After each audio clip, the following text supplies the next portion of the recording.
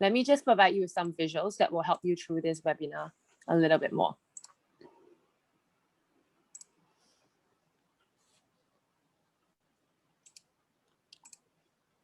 So in 2014, Bernstein by Deloitte introduced the concept of the modern learner. That piece of work has deservingly become a cornerstone of the learning and development industry. Consequently, how to engage the modern learner has become a source of obsession amongst the learning and development community over the years. And in today's webinar, our speakers will share what they believe are effective and optimal approaches to address the 2021 incarnation of the modern learner. So to start us off, maybe we can ask So-Young to introduce the modern learner to us. So-Young, perhaps you could share with us who is the modern learner and what makes them so special that they have a term all to themselves. Great question. And I think all of us on this, who have joined, the few hundred people around the world, all of us are modern learners. I don't think modern learners have anything to do with age per se. I think the modern learner is someone who is used to using technology as a part of our daily life and is bombarded with lots of information now. So I would say the more traditional learner was learning because there was a knowledge gap between what the teacher knew and what the student knew. So student relied on teacher in order to learn that knowledge because it was not easily accessible. With technology and with the internet, with Google search, we all have encyclopedias in our pocket and our fingertips. So the modern learner is the one who has all the information that he or she needs in their pockets, but needs to engage in the content in a different way. So I think it describes all of us here, basically all of humanity right now that's alive is probably, part of that modern learner concept. Thanks, So-Young. I can totally associate with what you were saying. Just before this webinar, I was Googling how to be a good moderator. So I totally understand the idea of everything at our fingertips. So while we understand what the modern learner is, maybe you could just divulge a little bit more of what are their expectations when it comes to learning and training. I think that the modern learner and, other panelists definitely feel free to jump in here because I know we have a lot of rich information. The modern learner is not about knowledge anymore because, like you said, Mel, you could find out all the information you need. So what it requires is the ability to critically understand of all of the information available, what is most relevant to us. So it requires reflection and critical thinking. It also requires the ability to be able to collaborate with other people and to be able to learn from each other, because our lived experience now is then a big part of the learning experience, not just the technical knowledge, especially because we're living in a skills economy now, where it's not about what we need to know, but what we can do and apply on the job. So the whole idea of the modern learner is really evolving from a knowledge to a skills to hopefully to a being place when it becomes part of your being when things are applied. And so I think there's an evolution. And this is not new though, the modern learner, Socrates, the Socratic method, was all about the modern learner. So it's almost like a revisiting of ancient wisdoms in terms of how humans learn. So I call it the human learner. I think the human learner and the modern learner are very similar in my opinion. Thanks, So-Young. Michi, I see you nodding away. I was just wondering, what changes has IAL noticed in the types of learners they are getting? Does it resonate with the modern learner that So-Young has just described? Yeah, definitely. I think, when it comes to the profile that we get in IAL, typically, because IAL deals with the space of adult learning and people who are in the training and development space, they are typically, in the 40s and above, 40s to 60, right? A big chunk of our learners are in that profile, but we begin to see that, like what So-Young has mentioned, all our behaviors have changed, all our habits have changed.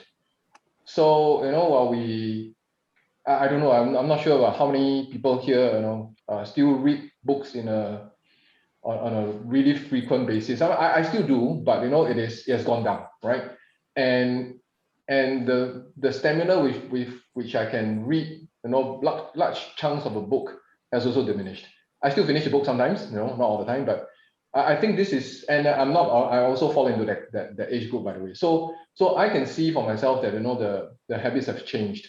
The way we look for information, the way we consume information, the way we learn, you know, we're all in a way sort of like guided by new things, gadget technology, our lifestyles, and all these things have all changed. So in IL, we see the same thing happening as well.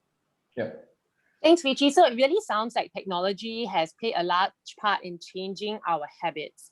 On this note, Soyoung, maybe with all the experience that you have, I mean, you are running a platform that, you know, caters to next generation learning. What advice would you give to someone who is developing training content for the modern learner? How can they design to engage and inspire these people?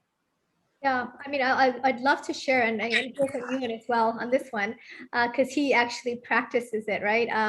So I think when we talk about technology, you know, the design intention of technology is really important because the modern learner needs to engage. They need to, we call it a very simple framework called know, think, apply, share.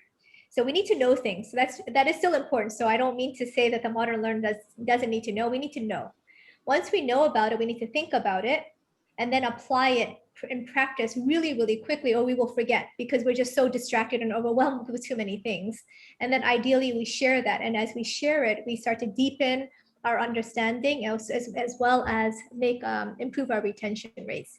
So from a technology perspective, when we think about that, it's how do we design and use technology that was intentionally designed for this type of behavior change and skills building. And you know, unfortunately, a lot of the technology platforms were not designed with this andragogical approach or this modern learner in mind. It was designed based on the traditional kind of learner, which is I need to push as much content out to you as quickly as possible, which, you know, was important, you know, 10, 20 years ago. But today, the modern learner needs more than that. And so I think that's really the opportunity. But Ewan, I would just love to hear, like, you know, how you apply it as well, because you're literally in the thick and thin of it. Well, I would say accessibility is the key for one of my biggest clients, 70 odd thousand people around the world, 120 different countries. And we did a bit of an audit and found that a third of them didn't have access to a laptop or a desktop. And so the training department wondered why e-learning wasn't so popular. And so for me, when I came across the Gnowbe platform, the fact that everything was built around the real estate of the smartphone was just so good. Plus all the other features, you know, the features allow them to interact with other people. And there's even an offline version. So, you know, if you've got people going out to an oil rig who might not have a very good secure connection, but they still want to cover the courses, whatever the courses are, then they can download them onto their phones and work through them. But so accessibility was really, really important. And it's, I think the phrase is anytime, anywhere. It's in your pocket. You can use it. If you've got unexpected few minutes, you can get it out and do another bite-sized chunk of the learning. So that's really quite important to be able to access everybody. And there's a very nice, almost a sort of democracy style approach to that, in the sense that everybody has access equally to the information. So often companies, when they launch new training programs, they alienate some sectors simply because of the format or the accessibility, which of course is a real shame. Ewan, maybe I can jump in here. I hear you talking quite a fair bit about the importance of training to being accessible and flexible for the modern learner, right? Because they don't have a lot of time during the day, so they need to be able to access the learning content very flexibly, so that the small pockets of time that they have, they can make use of it, right? So maybe here, let me jump on and ask Xiaofang. Xiaofang, I know that you study andragogy and adult learning, and you're also looking at blended learning. Now, from what I've been reading, blended learning has been pitched as the panacea to address quite a lot of these demands of the modern learner. Maybe you can share with us what blended learning means to you. Okay, great. I think both Soyoung and Ewan has mentioned some points about blended learning, the intention of this kind of design and training, and also the accessibility of the learning. Yeah, for blended learning in I have just completed a research recently. So in my research, I define blended learning as including basic 3 components: classroom plus e-learning. And also in Singapore context, not only in Singapore context, we have a workplace learning. So any combination of 2 or more components here will be called blended learning. And then when we talk about e-learning, actually I want to emphasize we need to differentiate between asynchronous and synchronous online learning, which are different. Why is synchronous learning is sort of real time, but like bite-sized learning or asynchronous e-learning could be not so real time. You can have access at any time and anywhere, and you have a lot of flexibility to choosing the part and time to learn. Yeah. So yeah, this is what blended learning means to me. Yeah. Okay, so Xiaofeng, I heard 2 things that actually excited me in your sharing. You said, number 1, blended learning is about multimodal learning. So can you explain why there's a need for multimodal? What does this multimodal aspect of it, how does it cater to that modern learner? Okay. Yeah, so in my research, I noticed that in blended learning, when we add in the e-learning, most of them are asynchronous learning. That means that they cover certain topics in classroom learning, and then certain topics they put online. So why such a mode is particularly for our working adults. They may not have that time or attention for very long classroom learning sitting there. They need to balance their work and life and study. Yeah, so they want to find this kind of bite-sized learning during their available time. So definitely it will provide convenience and the full access to this kind of learning. They can control their learning more freely based on their own schedule. Yeah, so this is definitely one of the benefits for this kind of e-learning components. And secondly, for certain topics, I don't think that the adults really need some people to teach them. They have this kind of self-directed learning capabilities. So if they can handle that, for training providers, it's also a kind of saving cost, right? We don't need to engage adult educators to train them or to teach them. So it's a win-win situation. Yeah, if you ask me why we need this multimodal for our modern learners, yeah. Okay, thank you so much. So from what I gather, when you have blended learning, you have different components to it. It empowers the modern learner to be a little bit more self-directed. Yeah. So I think that would really be one of the advantage of blended learning as compared to the traditional classroom method, where the impact of learning is kind of confined in the classroom. Blended learning opens up the learning opportunities for these modern learners. The other thing that I wanted to reiterate was I heard you talk about attention spans. Yeah. So as I was preparing for this, I read somewhere that the attention span of the modern learner has dropped to 8 seconds, which is actually less than a goldfish. So that was very surprising to me. Maybe on this note, maybe Richie, you could help us a little bit more. I know that one of your focus areas is micro-learning. Maybe you can share with the participants a little bit more about why we are moving into bite-sized learning. Like, is there a difference between the normal way we create content? Is bite-sized learning a new trend that we should be taking note of? Richie, please. So, attention, I mean, it's all a confluence of many things happening at one go, right? So our handphone has, I think, changed us in very radical ways. Because we have so many channels, we have so many gadgets now that we have to manage. So our expectations about everything all changes. So when it comes to micro bite-sized learning, I mean, at IL, we have a little mantra, we say just in time, just enough, just for me. And that is increasingly something that is being demanded by individuals. But at the heart of it, to me, is really the principles behind learning has never really changed. Earlier on, Soyoung talks about the fact that the way we have created education in a very traditional paradigm has been is a done unto, right? It's a guided process, and there is an expert, and then there is someone to learn.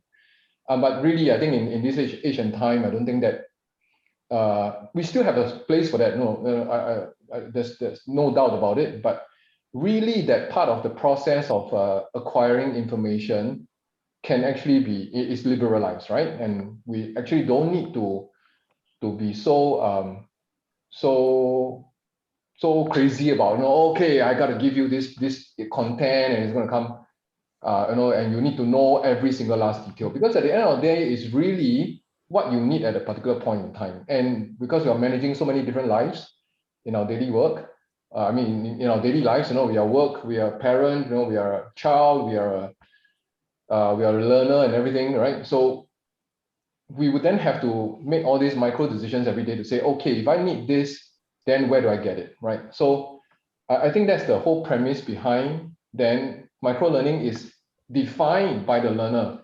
How micro is actually not up to us to decide, right? Because if I need to learn something and I need to learn it because I need it today or this afternoon, if it's 1 hour, but I got it done, that is micro enough for me, right? And through that whole 1 hour of me trying to figure out something, get a piece of information from somewhere, work with it, and get it validated or get some feedback on it, go back, revisit and stuff like that. This whole process, right, for 1 hour, all right, it could have, because if I'm so immersed in it, I don't notice it's 1 hour.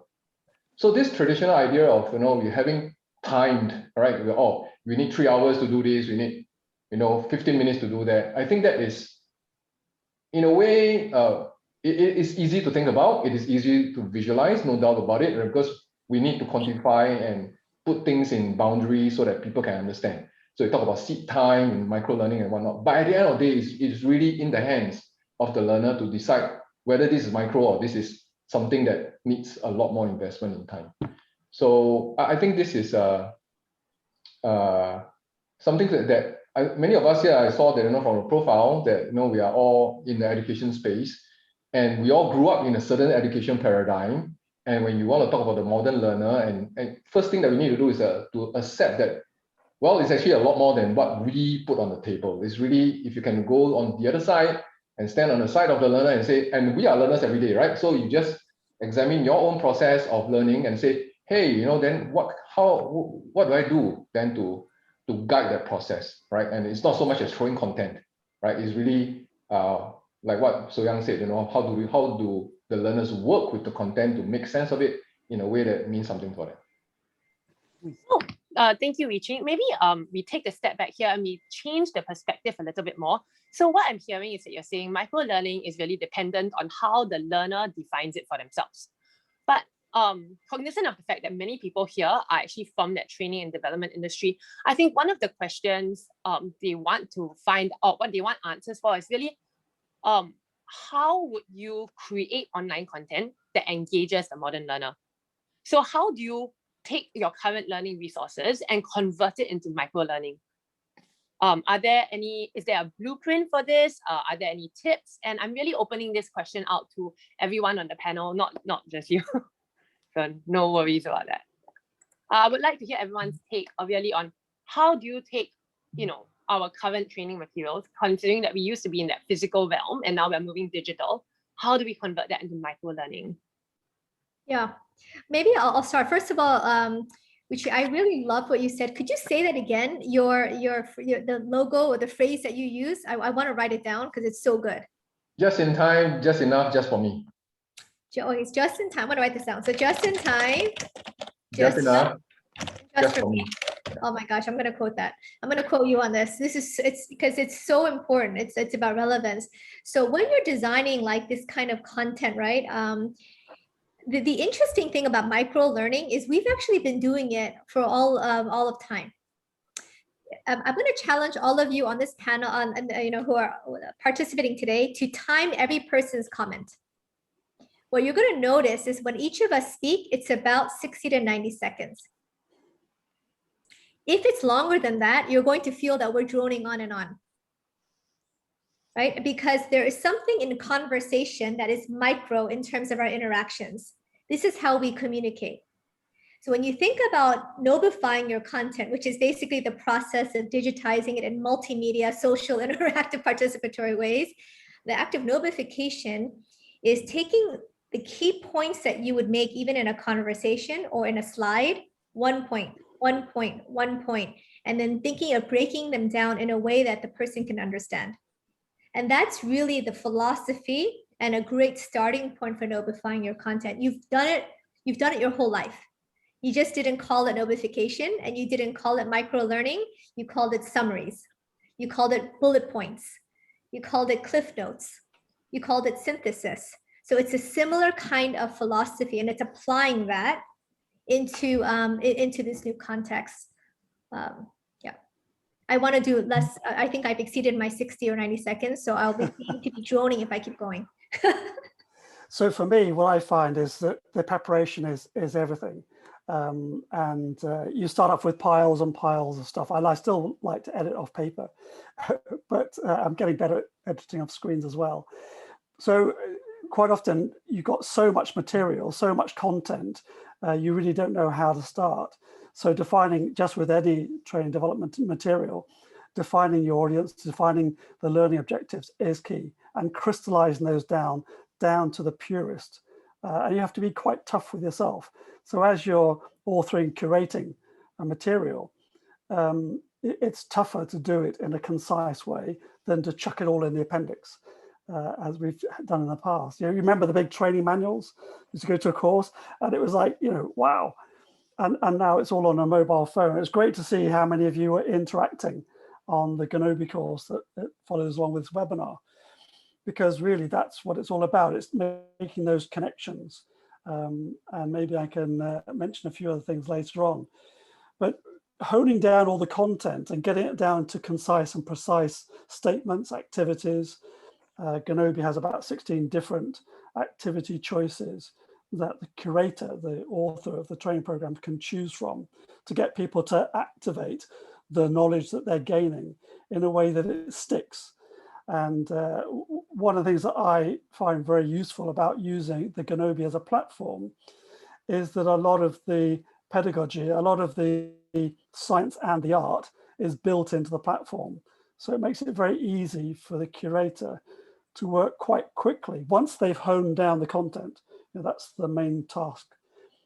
Once you've honed it down, then you can get it into the platform fairly quickly and come up with some content that can be updated overnight if you need to introduce new content. So I find it very, very flexible tool. Actually, I want to share a little bit about when we talk about engaging the learners, and do all of us know that what engaged learner look like? Yeah, actually, yeah, there are certain features like they are very active. Yeah, very active in their learning. They are quite motivated. They are willing to spend efforts in their learning, and then they are quite inspired. So coming back to our design of our learning, no matter it's blended or not. So how can we trigger these features of active learners, engaged learners? Yeah. So from my study, the blended learning parts, I feel that's a very interesting case. Like they include the kind of work-related assignments in their learning. They force the learners to find the link between the knowledge and the issues in their workplaces to apply themselves to solve the real workplace issues. So during this process, they are really engaged. They want to finish the assignment. They want to solve the problems. Then they make the links, they translate the learning. So the learning experience is really seamless. Yeah, so I mean, yeah, so this is a kind of a representation of an engaged learner. So our design is very critical. How can we enable these learners to be engaged? Yeah, that's what I want to share. Yeah. Thank you. Xiaofeng, actually what I heard and what actually really resonated with me was this idea that when you create online content, it's not standalone, right? In blended learning, it's always about that seamless transition of how the digital supports the physical and vice versa, Yeah. right? So I think we had a question from a participant from the food and beverage industry, F&B industry. And what they're saying is that a lot of their employees are not so digital savvy. That I think we can do with with just an introduction session, but maybe you can provide an example of how blended learning could take place for F&B employees. How do we link the the theoretical part of the training to practical aspects of their day-to-day job. Okay, from my own research, I didn't have any case study from F&B, but from other industry sectors, I can notice that, like you mentioned, that blended learning is not putting these different learning modes side by side physically. They need to integrate with each other to serve the purpose of blended learning. So for F&B, or especially for our industry practitioners, they really want to use what they have learned in their workplaces. So this kind of authentic or simulated learning tasks during this kind of blended learning appears very, very important. They must be exposed to certain opportunities to apply. They cannot just reading, even at their own pace. I mean, yeah, they have to use it. So yeah, to be generic, yeah, but I don't have any case from F&B, but it applies to different industries. I mean, especially for working adults, for any training programs, if they want, for example, the mid-career switcher, they want to change a job through this kind of training. So in my cases from healthcare, I can tell that they just put these components side by side. Then they call it blended learning. However, when they enter this kind of a clinical attachment, they feel culture shock. Oh my gosh, what they are doing here is different from I'm learning in the classroom. So how can I do? Of course, they will choose to follow the workplace supervisors. But when you notice there's a gap, what can we do as a training organization? So this kind of partnership between training providers, organizations, and employers and industries are very important. It's not just we just put them together. It's like we need more conversation and communication to know the needs of each other, so we can better cater our program to provide those ideal and enriching learning experience for our learners. Yeah, that's what. Yeah. Can I just add to that, Mel? Yeah, sure. Yeah, because we actually do a lot of work with frontline workers, from about 40,000 unemployed youth in South Africa, who, they did not have laptops, and many of them had very, very basic smartphones. So many of them had to be given a very, very, kind of not an Apple iPhone, but a very simple, I think it was a less than $100 smartphone device. And then they had to develop skills in order to get jobs. And some of the jobs include being an elephant herder. So we had one of the youth send a video of being at an elephant, next to an elephant, that they were doing elephant herding, because that was one of the jobs they got by developing the skills in the Gnowbe platform. And so from very unemployed youth who are in low Wi-Fi, low technology, and learning how to use a smartphone, we get about 85 to 90, 95% completion rates from these youth on a regular basis. And this is now 3rd year running. It started with 8,000, 12,000, went up to 40,000 youth, going to 50,000. So how is that possible? And so I think the idea is that, first of all, it has to be relevant. The content has to be relevant. It's also multimedia, so it's entertaining. So it has to be entertaining and fun and engaging, especially when you're working with youth. There's several questions in here about youth in terms of motivation. So having pop-ups, having a little reward, having a poll, not just a video, and asking me questions, inviting me to participate in that experience, getting me to do a selfie. So the thing about these young people or F&B workers, they know how to use Facebook. So it's using the same psychology of how they use Facebook and Instagram. So Gnowbe is like Instagram. We made it look like Instagram on purpose, because people are familiar with liking and commenting, and everyone feels good when they get a like. There's actually, it releases, I think some endorphins. I think there's some kind of, what's the emotional, it releases serotonin, is it? There's some kind of hit that we get whenever someone likes something that you do. And I'm sorry, please correct me here. See, this is where the adult sharing learning comes in, because I don't know, and this is how we learn from each other. But you get this kind of a hit. So it's really, and then using gamification. So when you actually have gamification techniques as well, all of you, I don't know how many of you maybe can raise your hand if you check the group board and the leaderboard to see what position you are in the leaderboard in this current webinar program. So for those of you who don't know, go to the group board and check an order by rank. to see what your ranking is. So all of these little things then really drive the motivation. Yeah, Ewan is showing it. I checked as well.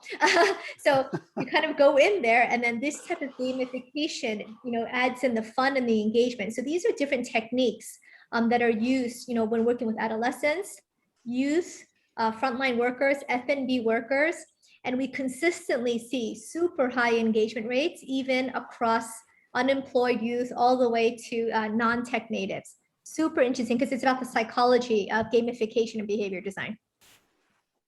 So But yeah, I'd also go on so and say actually that when you're looking at yeah. performance support, so where you're using micro-learning courses as a tool to aid performance in the moment, customer service, F&B, it's ideal. You can imagine somebody on the bus on the way to a venue to work for the evening, and they get a Gnowbe program which tells them the menu and takes them through the menu bit by bit, says what wines go well with which dishes, maybe say where the potatoes came from, or all the information that customers like to have, and they have that on their phone with them as they're traveling. And then as they arrive at the venue, they don't have to have a briefing session, and of course with social distancing, those things aren't so easy to do anymore. So they can go straight into on the floor to work with their colleagues, and they have all the information they need and must know to hand straight away. So it's just in time is perfect. Can I just pick? Yeah, sorry, Mel. Can I just pick up on So-Young's point about entertainment?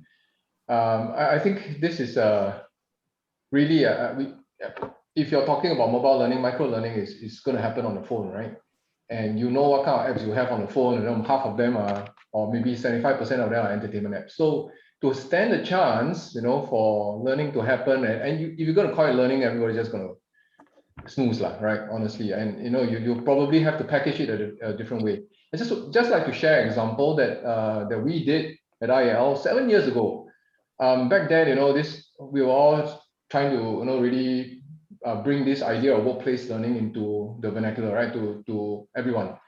And when we went to talk to organizations, they say, there's a lot of learning that's happening in your organization. Yeah, we send them for training. I said, no, that's not workplace learning. So workplace learning is really, what is really happening on the ground every day, supervisor to supervisor, etc. And we came back and we say, hey, we must have a better way of getting this message out. And at that point, we decided that we'll create a website, right? And I'm going to send out this link now on the chat. That's a wonderful thing about using, all these things nowadays. You can shoot off in different directions. There's a drawback also about multitasking, but then I'll talk about it if I have time later. But basically, what we were trying to do is, we said you want to get a message out about workplace learning, you have to see it in a very tangible manner. You got to see it, you got to present it in a way that makes sense to people, right? And you got to bring that message across really fast. So what we did was we said, hey, if you're going to put up just instructional videos, it's going to be super boring, right? Nobody's going to watch an instructional video and say, step 1, step 2, step 3. So what we did was we actually, on top of instructional video, we had this video called that is about doing it wrong. So let's say if you're doing workplace learning wrong at the workplace, how would that look like? So we intentionally, at that point, in our very limited ways, we try to build in a sense of humor, right, into all these videos. We were very clear that we will cap the videos at most 3 minutes. Some of them overspill, but by and large, it's about 3 minutes. And we will lead in with something that is a bit more humorous and saying, well, this is how you do it wrong. And hopefully that will resonate with the viewer, right? If they look at that and say, I can resonate with this. Now, then how do I do it right? So then there's a sequel to that. And on top of that, exactly what So-Young mentioned just now about summary. If people don't have the time to watch the videos, you just want to see, in very bulleted form, okay, what can I take away from this? Just a few lines. And then we put a short text there, right? Just bullets to say, this is how you do it. And that's it, right? And we created lots and lots of these videos and put it on the website. And this was 7 years ago, mind you. So, when we rolled it out, it was very interesting, the kind of reception we got, right? Because everybody was using these videos in their own ways. Some of them built it as a resource into their own training programs back in their organization. Some of them by virtue of the fact that, because there are so many different kind of contexts, from F&B to manufacturing to healthcare, then they say, oh, this one is exactly, my sector. I like it because it's my sector. So then they use it in their ways. We saw that versatility in the videos, which we did not know, right? When we rolled out, we saw it. And I think that's really the essence. I think it sort of like links into all the points that all the panelists were saying just now, and Xiaofang was saying it has to have a purpose at the end of the day. It's not just bringing content across. We don't do that anymore, right? The internet has that, right? So it's really how do people make sense of it. Okay, I realize I go past my 90 seconds and Sorry, maybe I interject here. We're getting quite a few questions from the participants, so maybe I bring up one of the ones that that's quite popular.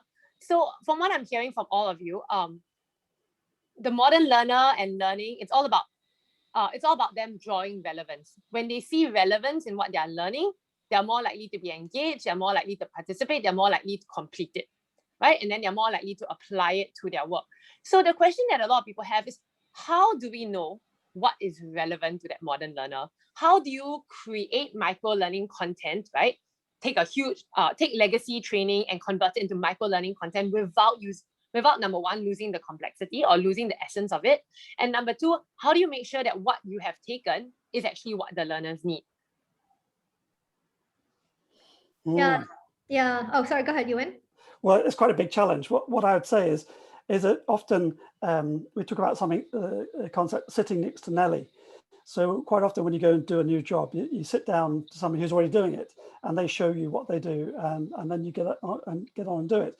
And the essence of Nelly is that she has, over her years and years of experience, has come to the must-know items of really the purest form, the crystallized essence of learning that's needed. And that's what you need to identify.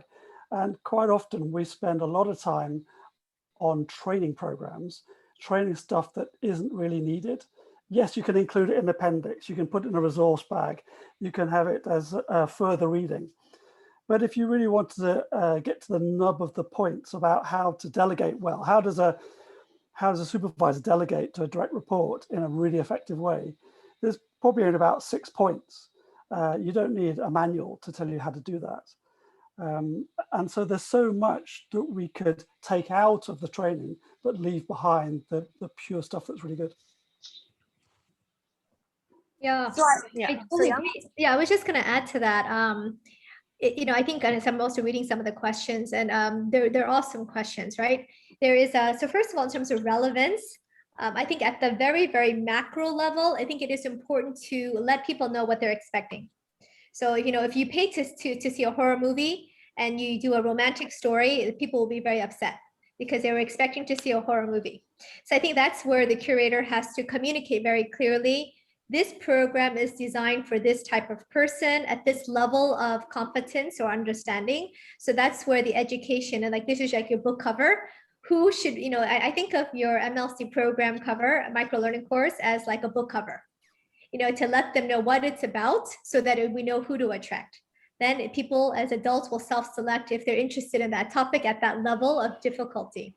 And then once you create the experience, one of the beautiful things about kind of the just in time and just for me is that we can share and all read the same article, but all of our takeaways will all be very personalized and different.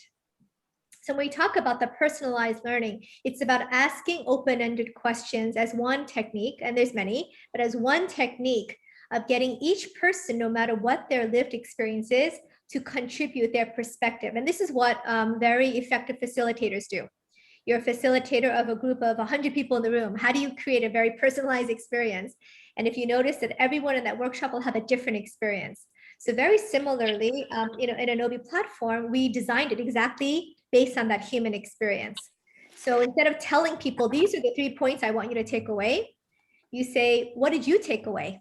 And what was your experience with it? How would you apply it in your context? What is that context? And one of my favorite features, honestly, and I'm not a feature person, is you could basically say, what is your current challenge you're facing now? And then the technology allows you to copy that and have that answer show up later and says, given your context of what you wrote, how are you applying it? It's like, it feels like magic to me because I'm not a technologist. So whenever that feature is used, I'm like, oh, it's called copy user answer. It gives you this feeling of, just a greater sense of personalization than even what you would get in a face-to-face. And I love then, the application of technology in this case to create a greater just for me experience. And so that's one powerful way of creating that personalization while also doing it at scale. So technology allows you to scale it, but it doesn't have to be the same experience. So everyone who's attending this webinar today should have a unique experience because your takeaways from this conversation will all be different. I love that, so Young. I think that is, I totally resonate with that as well. I think at the end of the day, what we take away is uniquely ours. We can be all in the same container for 1 hour, but because of where we come from and where we're going, right? We'll take away different parts. We'll remember different things, right? And then we'll assimilate the information in a different way from the person next to us. Okay, there's no person next to us, but you get the point. And I think that there was this question, and it's a wonderful question from Ingrid. Right, to say that, do we sacrifice depth? I mean, that's how I'm reading this question. Do we sacrifice depth in the process of going into this bite-sized manner? The depth is really, again, it is a decision made by the learner. It depends on the situation you're in, isn't it? Right? Let's say if I look at this content today and I'm distracted, I have screaming kids next to me or something, and I look at it and say, wow, okay, this is it. But if I revisit it in another time and place when perhaps, I have more time, I'm a bit more reflective, and I look at it, I'll see a different thing. So that is really, again, in the control of the learner. And some of these things we can't quite see, right? It's only when the person is willing to engage in that, then you'll go in depth. But then, having said that, again, going back to what So Young has shared, right? As learning designers, it's our responsibility to ensure that remains a possibility. The possibility for social learning, the possibility for reflection, the possibility for application. All these things have to be designed into that short, whatever thing we have. I think that's key. Thanks, Richie. So really, from what everyone has been sharing, it really sounds like the modern learner wants things to be personalized. They want to have ownership of their own learning. And maybe on that note, let's open up the floor to our participants to see whether or not any of them have questions that they would like answers to. We have about 5 minutes for this. So if you do have a question, please unmute yourself and feel free to say hi.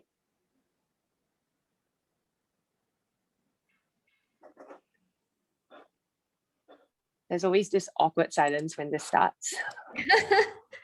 Don't be shy, but maybe while people are doing that, can I just add one thing to what Richie said while we're waiting for the person to queue up for the question? Is that okay? Sure. Yeah, I love, this whole conversation. We can talk for hours about this. But one of the myths of micro learning is that you can't do complex content. And maybe I'll flip it on its head. If you have complex content, how else would you learn it if it were not broken up for you?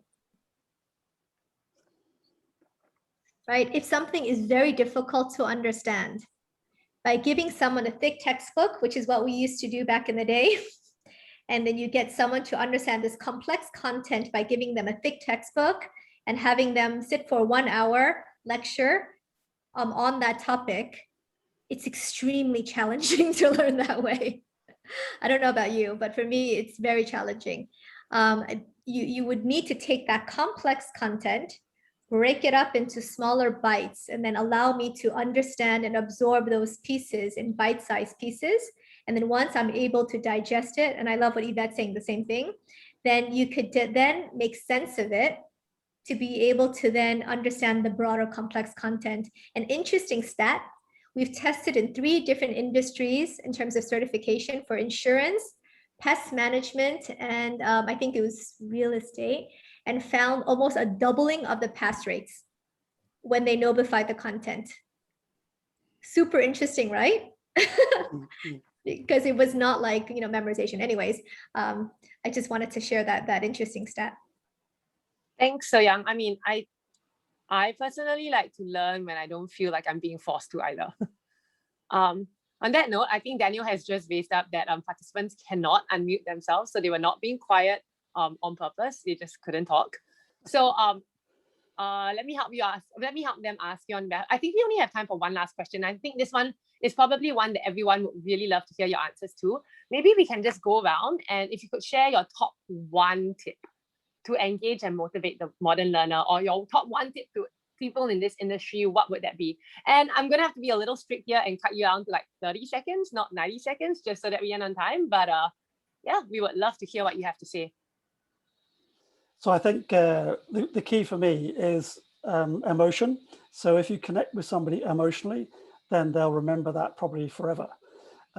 So the example that Weiqi mentioned with the sort of ironic videos, that really captures people's imagination. They love to laugh at things like that. So you can be playful. One of the things I like about the Gnowbe platform is you hold a conversation with the learner, the user, as they go through the sessions. There's in-app messages, so that you can talk to the learner in a humorous way. You know, come on, let's move to the next bit now. Or, you know, all those kind of little nudges that you can put in that really make it an experience that they can emote with.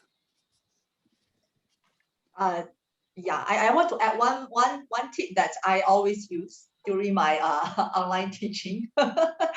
It's like I always try to bring the learners into context, make this kind of learning very much relevant to what they are doing.